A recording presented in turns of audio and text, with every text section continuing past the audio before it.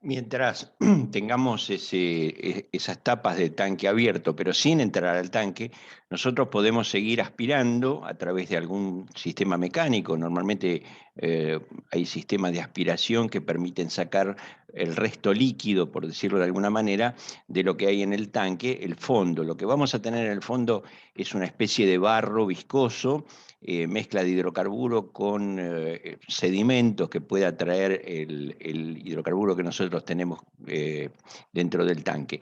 En general, lo que se hace es aspirar todo lo posible en forma mecánica, después se aspira a través de un sistema de bombeo, como si fuera un tanque atmosférico, como un camión atmosférico, un sistema de bombeo de ese tipo. Después vamos a ver que hay varios sistemas que podemos utilizar.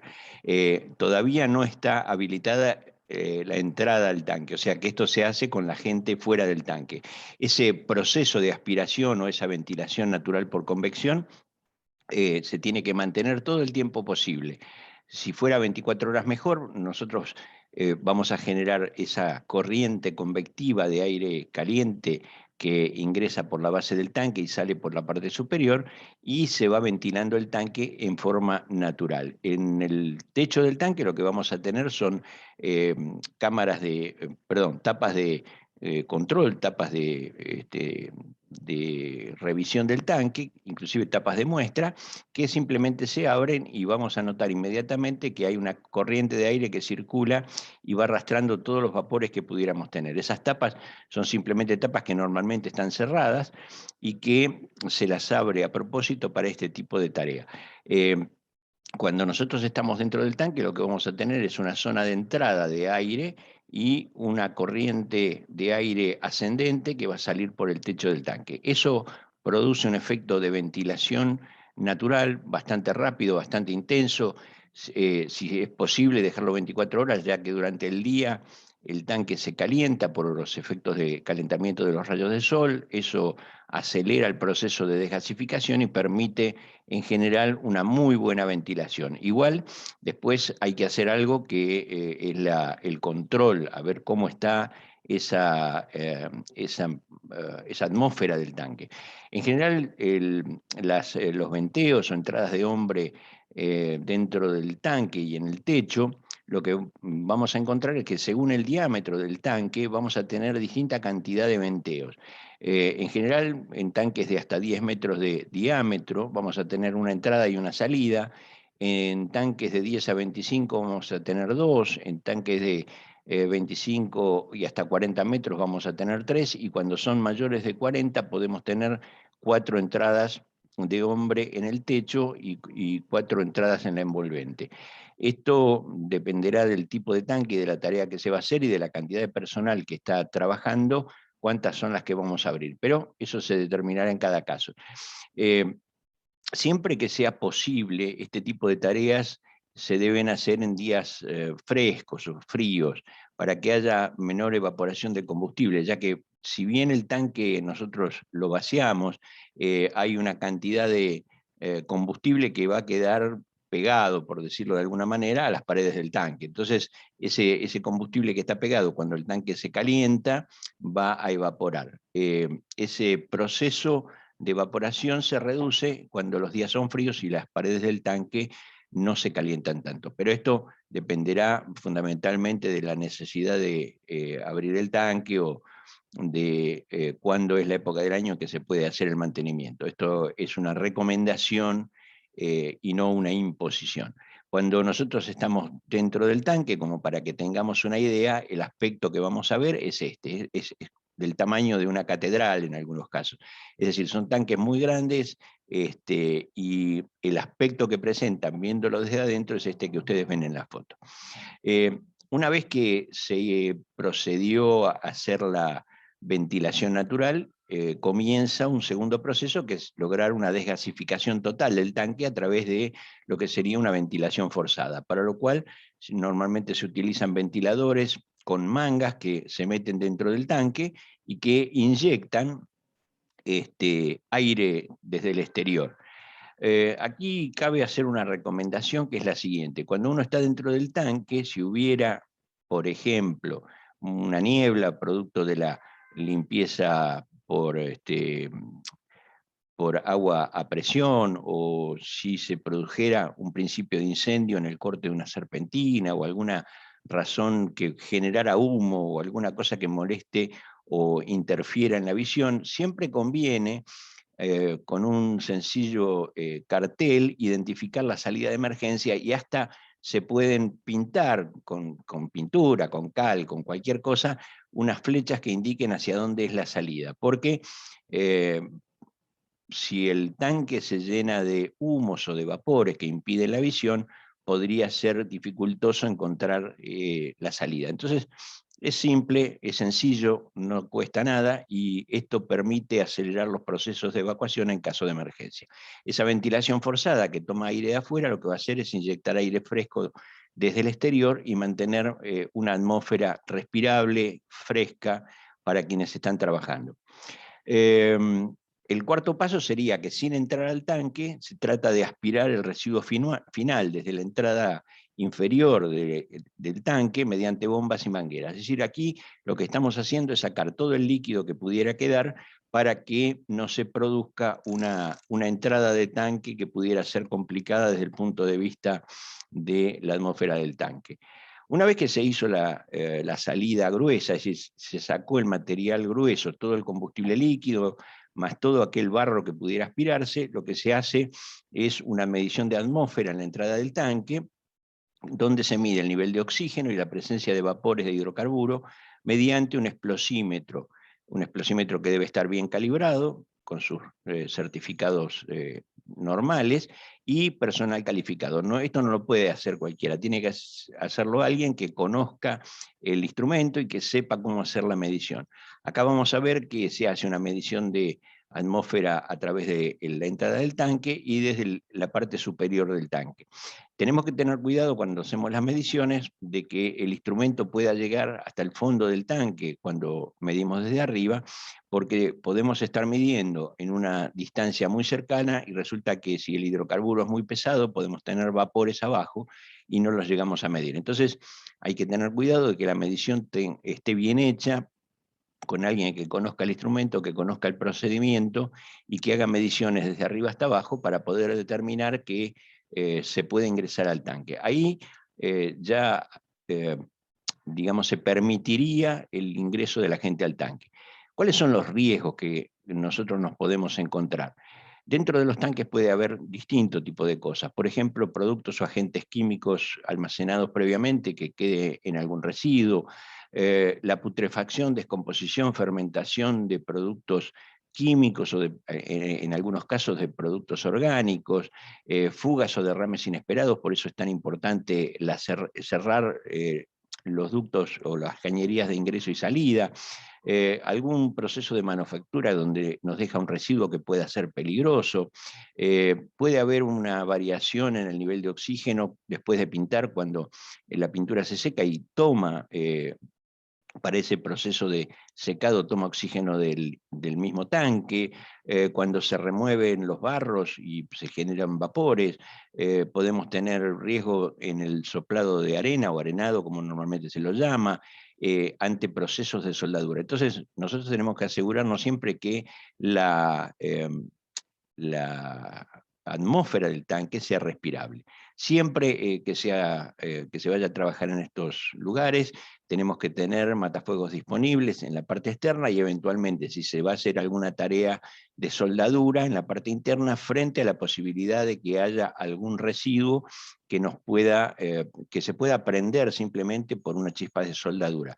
Entonces, tenemos que tener matafuegos disponibles. Recuerden que estos tanques suelen estar alejados de las construcciones donde nosotros normalmente tenemos matafuegos. Entonces hay que llevar matafuegos y tenerlos disponibles para controlar cualquier principio de incendio. Una vez que se logró la atmósfera y la atmósfera se hace respirable, ahí se autoriza la entrada al tanque. Eso normalmente lo autoriza el jefe de obra en combinación con el técnico que hace la medición para determinar que la atmósfera es respirable, y ahí se autoriza la entrada de la gente al tanque. Una vez que las mediciones dan bien, es decir, que son respirables o que el nivel de hidrocarburos ya no presenta riesgo de explosividad, se ingresa una persona al tanque con arnés y cuerda de vida. y se empieza a utilizar secadores de goma y palas para arrastrar los sedimentos hacia el pozo de aspiración y sacar mediante manguera y bomba todo lo posible. Aquí, digamos, ha comenzado el proceso de limpieza.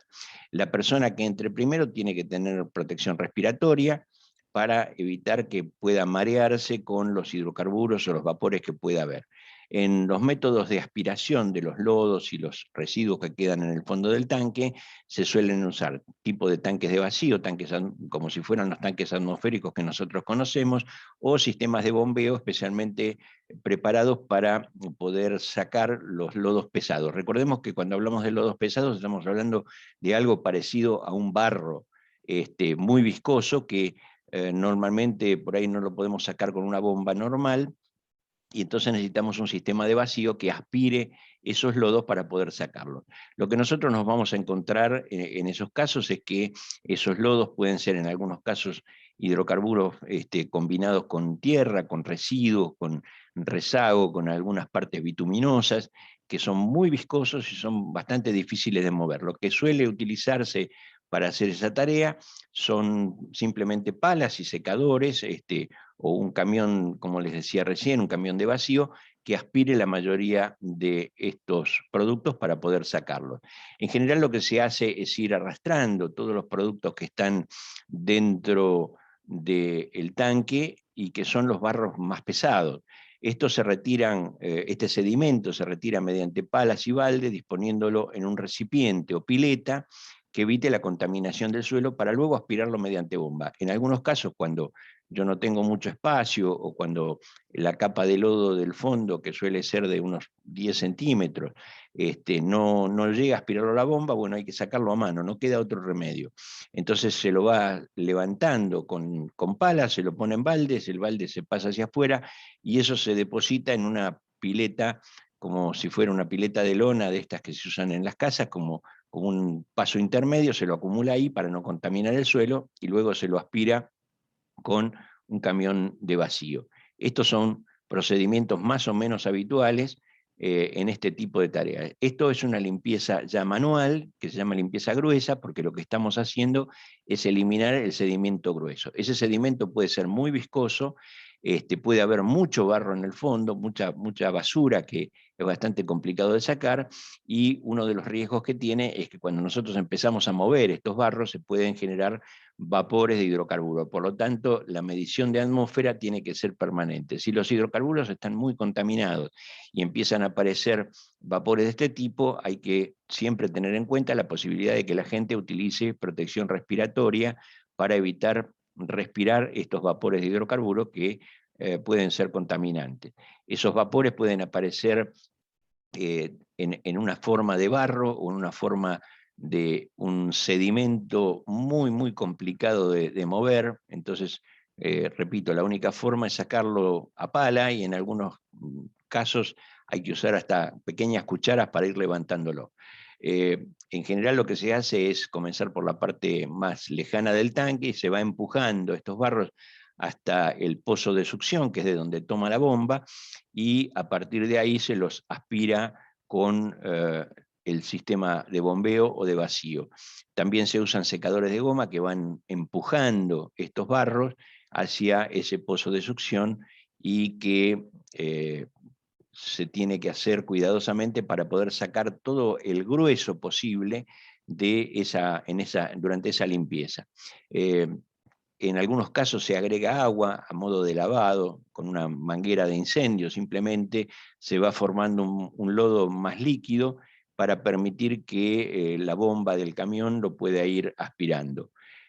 Una vez que se sacó el grueso, se deben hacer mediciones con explosímetro sobre la atmósfera interna del tanque para saber si se puede seguir trabajando. Estas mediciones en general de mezcla explosiva se deben hacer cada hora. La remoción de barros, estos barros pesados y gruesos, puede generar vapores de hidrocarburos. Si la medición da mezcla explosiva, cuando hacen esta medición, hay que retirar al personal de inmediato y mantener un extractor en el techo hasta que se den las condiciones. En general, eso se puede ver interrumpido varias veces en el día cuando nosotros removemos barro, suele pasar. Una vez que ya se sacaron los barros gruesos y se pudo eliminar todo el sedimento pesado, comienza una segunda etapa, que es la etapa de eliminar el sedimento que queda a través de sistemas de hidrolavado. Estos sistemas de hidrolavado ya lo que hacen es barrer el hidrocarburo fino o el hidrocarburo restante, que muchas veces está pegado al piso y a las paredes y a las serpentinas, y trata de moverlo rápidamente, y cuando ya pude retirar todo lo que está en el piso, se hace un hidrolavado de paredes, pisos y serpentinas, tratando de aspirar siempre el agua y posibles restos de combustible que pudieran arrastrarse en ese hidrolavado. Esto ya es una limpieza más fina. En general lo que se suele hacer es limpiar las paredes hasta unos 2 metros de altura aproximadamente, según la tarea que se vaya a hacer, y a partir de ahí, con esa limpieza por hidrolavado, las paredes quedan prácticamente a nivel de metal limpio. Aquí se genera una especie de líquido que es una mezcla de hidrocarburo con agua que puede ser aspirado más fácilmente.